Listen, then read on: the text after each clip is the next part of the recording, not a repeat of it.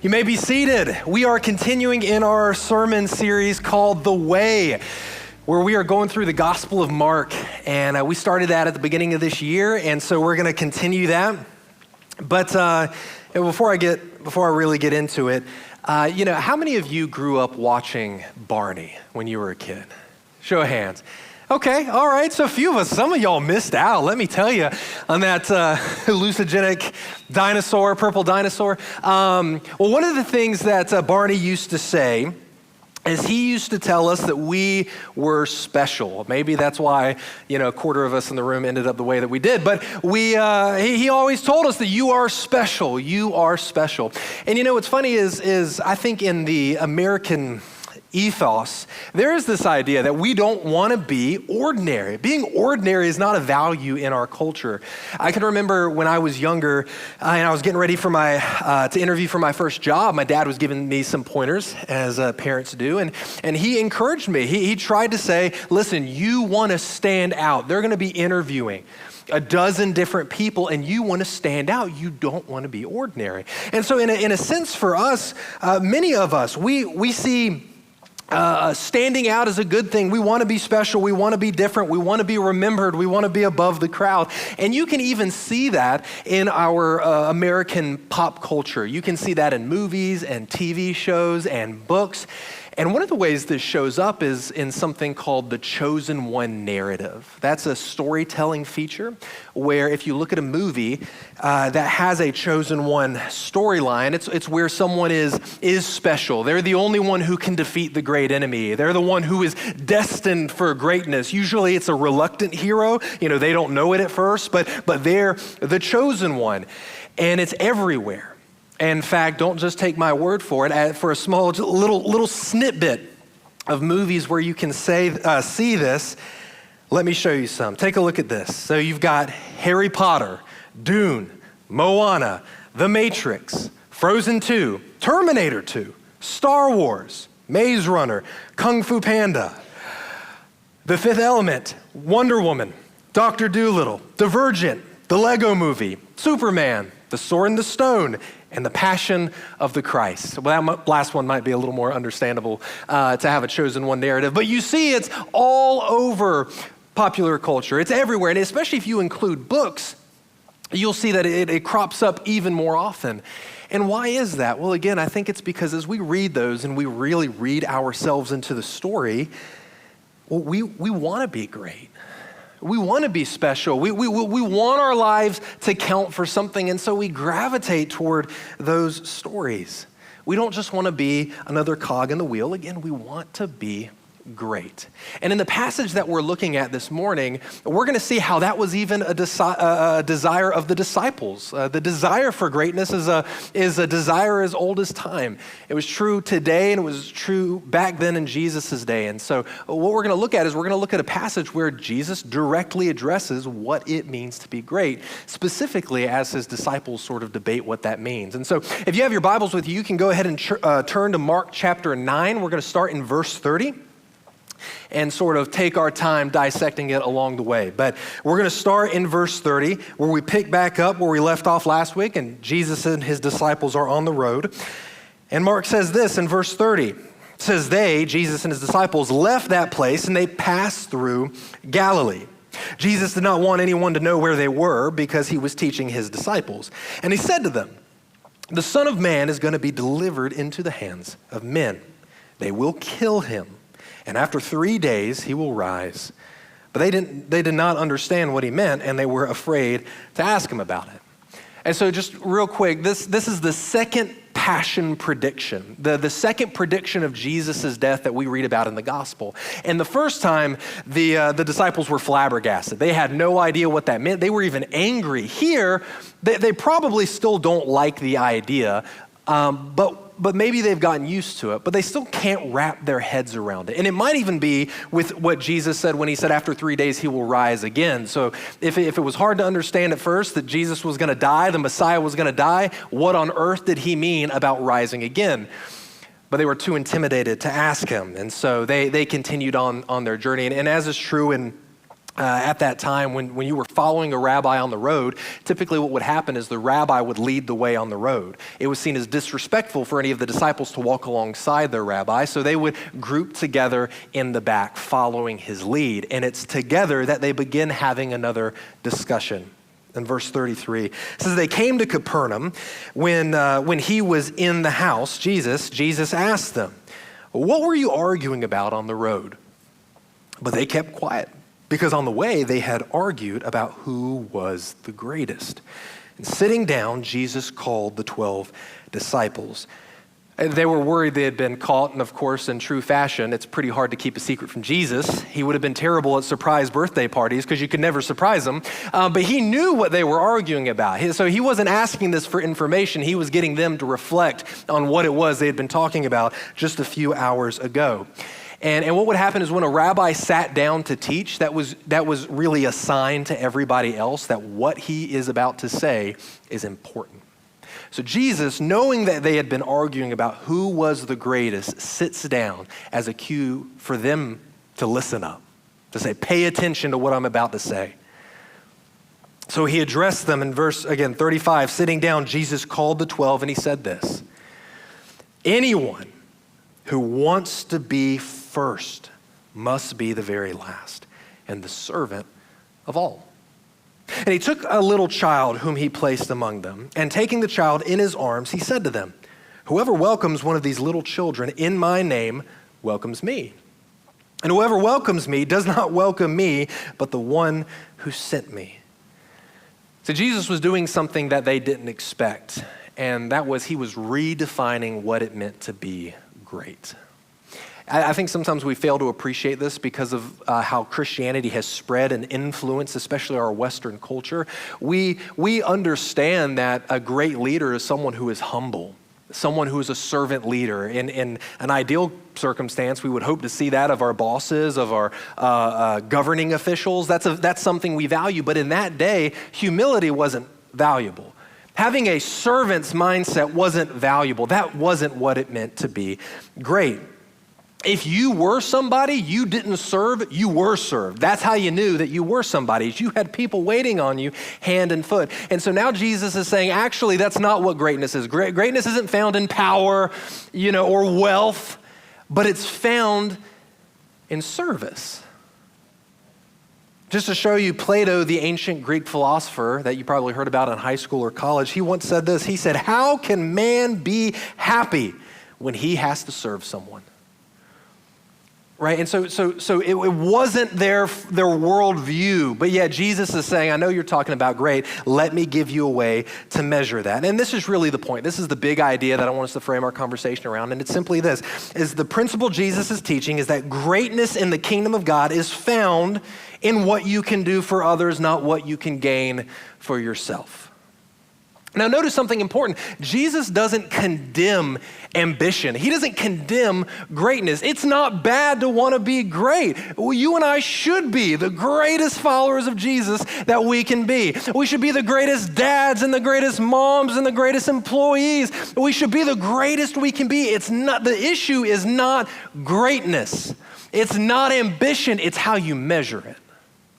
Let me give you an example. For years, for centuries and centuries, nobody had a standard unit of measurement. Think about, feet, inches, yards, and so on. No one had a standardized measurement system. In fact, the ancient Romans, their measurement for a mile was 5,000 paces. And that's not an exact science because how long someone walks is going to depend on their legs, and so it's never going to be quite accurate. You're always going to get a rough estimation. And even when we get into the early modern era, it still wasn't nailed down. It was in 1838. I don't know where the 15 came from. 1838, there was a survey done in Europe, and they found that across the continent, there were 30 different definitions or 30 different lengths for a standard foot. So even if you said, that beam should be 10 feet long, the measurements are going to be very different depending on what city you found yourself in. And so it was a few decades after that they eventually standardized measurements. And so you find yourself with the metric system in most of the world. The United States wanted to be different, so we didn't adopt it. But you had the metric system, which gradually over time became the dominant way of measuring. And the United States maintained their imperial system. But even today, we can appreciate that if you're looking at how to build a shed, even today, we have to ask ourselves, okay, are these instructions in meters, or are they in feet? Right? We have to know what measurement we're using, because if we don't, then the building or the structure you're trying to build is going to look very different depending on the system of measurement you're using. And in a similar way, Jesus is handing down to us a way of measuring greatness. Now, it's not a way of measuring greatness necessarily among each other in terms of trying to judge each other. I'm better than you, but he's giving us a way of saying, if you want to pursue greatness in the Christian life, this is what it looks like. It looks like service. Greatness isn't measured in how big your bank account is, how great your influence may be, how smart you are. Plenty of people can get an A+ in all of those categories, and they can still be a failure at following Jesus. Those things aren't bad, but those things are not what define greatness. Greatness, Jesus says, is measured by how you serve others. But what does he have in mind? Again, Jesus is giving us a principle, which applying it to our life is going to look a little bit different depending on what circumstances you find yourself in. But he helps to bring some clarity to that. And he does it by bringing in a child. Even Jesus knew that kids make the best sermon illustrations. So let me read that again in verse 37. Jesus says, "Whoever welcomes one of these little children in my name welcomes me. And whoever welcomes me does not welcome me, but the one who sent me." See, in the ancient world, unlike today, children were not the cute, cuddly little angels we all see them to be now. In the ancient world, they were valuable, but they were seen as a burden. In a dog-eat-dog world, children couldn't work. They took up a lot of time, and they ate a lot of food. And they probably smelled even worse than they do now. I mean, kids did not help you survive.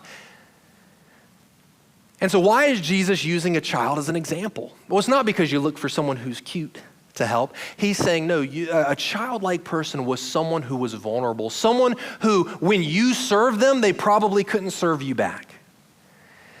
A childlike person in Jesus' mind was somebody who might not say thanks, or maybe even someone in the future who would stab you in the back. It's somebody who you don't serve because you're hoping they'll do something for you.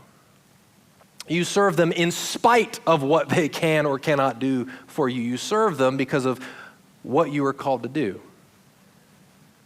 Again, it's not based on their abilities to serve you back. But here's the interesting thing is Jesus even goes a step further. So he says, okay, so when you're thinking about people to serve, or again, you're serving the helpless, people who aren't going to help or further your agenda. But then he goes on and he says something pretty radical, as he says, and by the way, when you welcome a child, which welcoming was a sign of hospitality, it was a sign of service. So when you welcome them, you're serving them. So he says, when you welcome a child, when you serve a childlike individual, you're actually serving me. And you're not just serving me, but you're serving the one who sent me. You're serving God himself. Now think about that. The God of the universe so identifies with the helpless that in serving them, you're serving the King of Kings.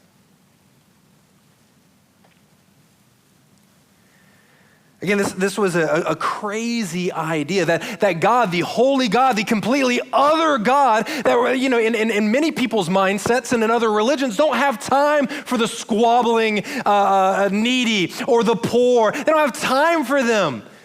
But yet Jesus says, no, you prioritize them because when you're serving them in my name, meaning you're doing it as an ambassador on God's behalf, not for your selfish motives, but for him, you are actually serving me, he says. So then what can that look like? Again, the applications of this are many because Jesus is giving us a principle. He's not saying here are the only 5 steps of how to serve somebody. So the applications for you may be different, but what I want to do is just get us started by maybe giving us 3 to go on. Three ways that I think Jesus' principle here can apply to us. And this is the first one, I would say. Is that the first way we can begin putting into practice what Jesus teaches here is we need to realize that life is not all about you. and life is not all about me. You see, that really clashes with our hyper-individualism as a culture. And I bet you that if I were to ask any of you, if we were to take a test and you were to answer the question, is life all about me? You would say no. But the reality is that oftentimes we act like it does. I know I do, and I doubt I'm alone. But there are times in my life where really, if I'm being honest, I'm behaving as if life revolves around me. But again, Jesus says anyone who wants to be first must be the very last and the servant of all. Think about a servant. A servant fades into the background. A servant doesn't take the spotlight. A servant is not meant to be seen. They're meant to be available, but the spotlight isn't on them. The focus isn't on them. And this makes me think about the words of John the Baptist, one of my favorite verses in the Bible, John 3:30, where John the Baptist says, speaking of the Messiah, he must increase. I must decrease. And this is John the Baptist, who was a local celebrity. He was a big deal. And when people were coming to him, he says, no, you don't understand. It's not about me. I'm not here for your attention. In fact, at the end of the day, he must increase. I must decrease. I want to be forgotten. I want him to live on. It makes me think there's a Christian author named Bob Goff. Some of you might have heard or read some of his books, but he's a great writer, but he tells this story in one of his books where he says when he was little, he auditioned for a play, Peter Pan, in his elementary school. And he said as a kid, he couldn't sing and he couldn't act. So guess what? He didn't get the role of Peter Pan. But he did get another role. It was not a officially titled role. It was just named Tree Number 4. So in his school play, he was tree number 4, and as he looked through his script, he realized that tree number 4 didn't really have a lot of lines. I didn't have a lot to do. You stood in the back. Actually, I didn't have any lines. You stood in the back and you waved your little branches, and that's what tree number 4 did. And he said, at first, that's not what he wanted, but he said he realized as he got into the role, he said it actually turned out to be a really sweet place because he knew what was expected of him, and he knew how he could contribute to the play by being the best tree that he could be. And as an older man, he was reflecting on this, and I just want to read you a quote of what he said about this experience. As he was reflecting on this for his life, he says, something changes for us after elementary school. He says, we try to make ourselves the hero or the victim of every story. And something goes wrong and we want to be the victim, and something goes right and we want to make ourselves the hero. It doesn't seem to matter which it is as long as we make it all about us. But if we make everything about us, it'll never be about Jesus. See, what I'm coming to realize is if we're not the heroes and we're not the victims of all the stories happening around us, we're just tree number 4. And he goes on to talk about how accepting and acknowledging that you and I are just tree number 4 is actually incredibly freeing. Because suddenly the pressure to be the hero of every story or the center of every story is freed from us. You see, it might sound at first blush by saying life is not all about you. It may sound like, that's a harsh thing, right? Like that feels unfair. That's hard for me to hear. But listen, it is incredibly freeing because when you and I realize that we are not the hero of the story, we're not the heroes of our life, suddenly that frees us up from having to perform and having to be that. It also means that when somebody in your life is suffering and you want to be the hero for them, you see a loved one, you see a kid or a spouse or somebody in your life and they're suffering and you want to be able to do something about it, sometimes there's a freedom that comes in saying, look, I am not the hero of this person's life, God is. And the more and more I try to be their hero, the worse they're going to become and the worse I'm going to become. Because it's not about us. If you look at Scripture, the Bible, there's a lot of wonderful stories in the Bible, and we got a lot of heroes of the faith who really didn't always act very heroic, but we have a lot of wonderful examples. But you know what the whole Bible is about? It's not about you, it's not about me, it's about Him. And the more we come to realize that, the more we'll understand that we're just tree number 4, and what a beautiful and gracious place it is to be tree number 4. And the better we'll actually be able to serve those around us because, again, when we're not trying to be Jesus, take the role that Jesus should play in somebody's life, well, then it allows us to serve as God intended you and me to serve. It allows us to do what only we can do, and it keeps us from turning the spotlight on us. I hope that in 30 years, Lord willing, that you don't remember me, but you remember what God did here. Because it's not about me, and it's not about anybody on the stage, and it's not about anybody, handing you coffee. That's not why we do what we do. It's about him. And if he is magnified and we decrease, then we've done our job.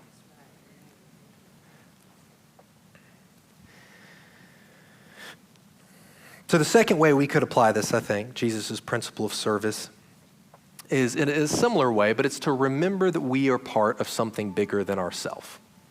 So remember that we're part of something bigger than ourselves. Actually, in the next few verses, just after our story, there ends up coming something into play that the disciples, again, are questioning. You see this in verse 38.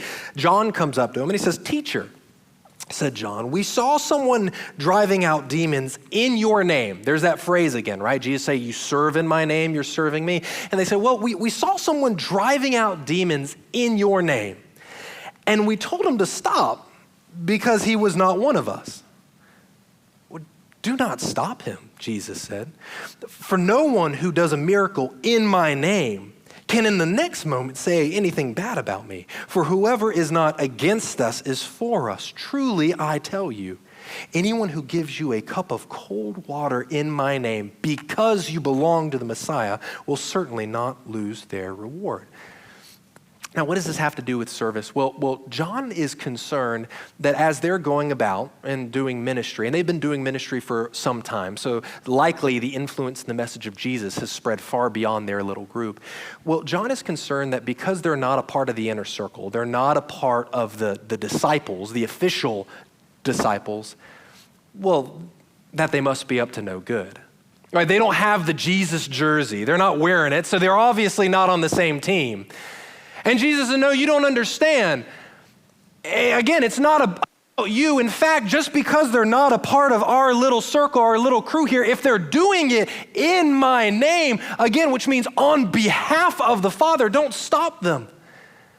Now, John did have some right to be a little concerned. Back in that day, everybody claimed to be able to perform an exorcism, and sometimes what would happen is these so-called exorcists would throw out the name of someone powerful, a local deity or somebody else, just trying to get the demon to come out. And so he was saying, well, you might have a false teacher on their hands, but Jesus says, no, look, if it's working, and if he's doing it in my name, he can't possibly be against us. Jesus has seen what it looks like to be against him. What it looks like when people are against them. And he says, no, that's not the case. Just because they're not a part of our little crew doesn't mean that they can't serve in my name. And this is just a reminder, I think. Again, John was being told that there's something bigger going on than just what they're experiencing. And it's a reminder to us that we can become so blinded by our traditions and our preferences that we can sometimes exclude those that God has called us to work alongside, people who are pursuing the same mission as we are to make Jesus famous.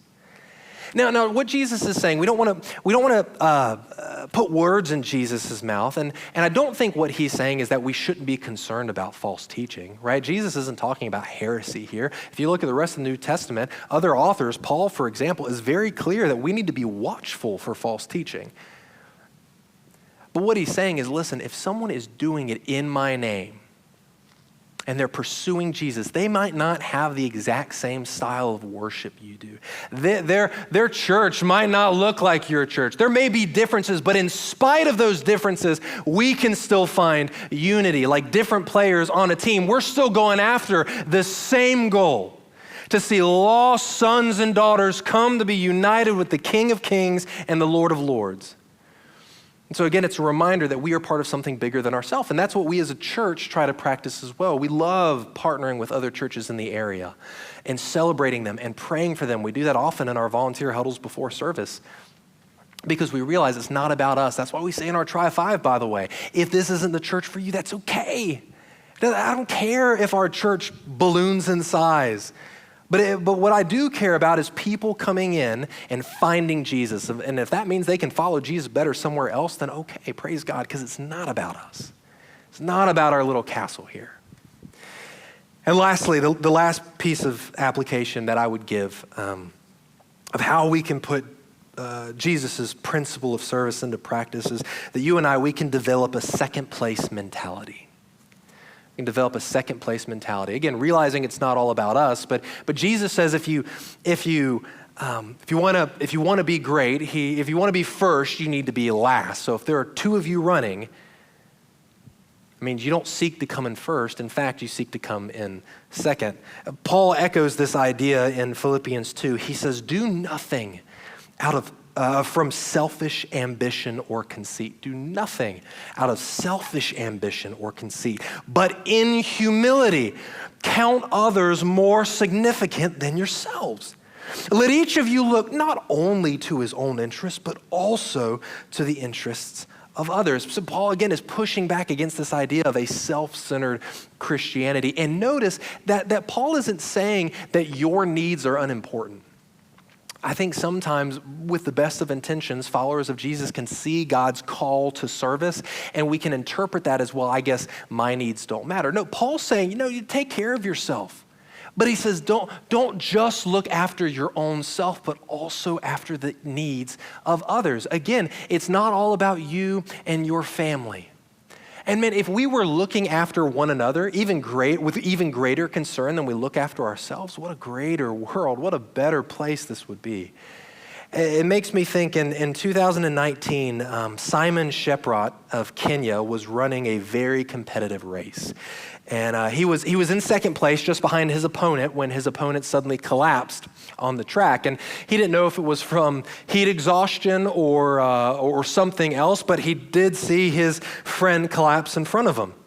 But instead of taking advantage of his friend and taking advantage of his bad luck and running and getting the gold, Simon slowed down, as you can see, picked up his friend, and he began to cross the finish line. In an interview afterwards, Simon said, my dad told me one day, when you're walking and you meet a sick person on the road, help them. Don't leave them. And so that was the first thing that came to my mind when I saw my friend on the ground. And the thing is that if Simon had have passed his friend on the road and finished the race that day, he would have set a new regional record. But in that instance, which was a moment's decision, he decided to slow down, pick up his friend, and lead him across the finish line first before himself. And I think that's just a living example of what it looks like to put someone before ourselves. Again, it's not that you give up on all your plans. It's not that you become a doormat for somebody else, but it means putting the welfare of others before your own. And again, if we did that, what a better world this would be. Now, as a side note, again, because even with the best intentions, as we pursue serving others like Jesus, we can sometimes do this misguidedly. Sin warps every good teaching of Jesus and turns it into something else. Serving others in Jesus' name, putting others first, doesn't mean that we don't practice healthy boundaries. Right, so that's important. It doesn't mean Jesus is saying go into every abusive relationship you can. That's not the point. All right, you can still serve Jesus faithfully and have healthy boundaries in your life. But again, the principle is that we seek to serve others before we seek to serve ourselves. And if you think about it, Jesus demonstrated this for us perfectly when he died on the cross. Because if you think about it, you and I were like helpless children before God. And our faults and our sin and our brokenness, we couldn't do anything to fix ourselves. We were helpless, and sure enough, we can't repay the God of the universe for anything that he's done for us. In fact, the Old Testament is littered with the prophets and the people saying the same thing. Who are we? We can't pay you back, God, but yet God unilaterally loved us. Saying there's nothing you can do for me that I can't already do for myself. And so what did God do for us? He lived and he taught and he served and he died and he rose again so that you and I might have life. Not because he needs our worship, not because he's some insecure God. No, he did it because he loves us. purely and simply, as we sang about. And so if we want to look at what it means to serve others, there's no better example than to look at Jesus himself. There's no better example than to look at the one who gave it all for us. And if you don't have that, if you feel like you're still trying to serve out of your own strength and you don't have that relationship with him, he is calling you now today. Come to me, come to me. Find rest for your souls. And the motivation for us to serve, again, isn't because we want to be the hero. It's not because we want to be in the spotlight. We want to be tree number 4, right? But the motivation is because he loved us. John says, we love because he first loved us, and we serve because he first served us. That's why we serve. So if you don't have that assurance, I'd love to just come back and I'd love to talk with you. I'd love to pray with you. If you're wrestling with that, if you're trying to figure out what that means in your life, my elders and I would love to pray for you. And I want to encourage you, again, to think about that, because Jesus doesn't give us the 5 steps to have a servant-hearted life. Right? I mean, it's going to look different depending on where you are, because your situations are not the same as mine, and they're not the same as the person next to you. So as you think about this week, how can I serve and love like Jesus? Use this as an example. And again, I think as we do that, not only are the other people going to be blessed, but I think you will be blessed beyond what you can imagine.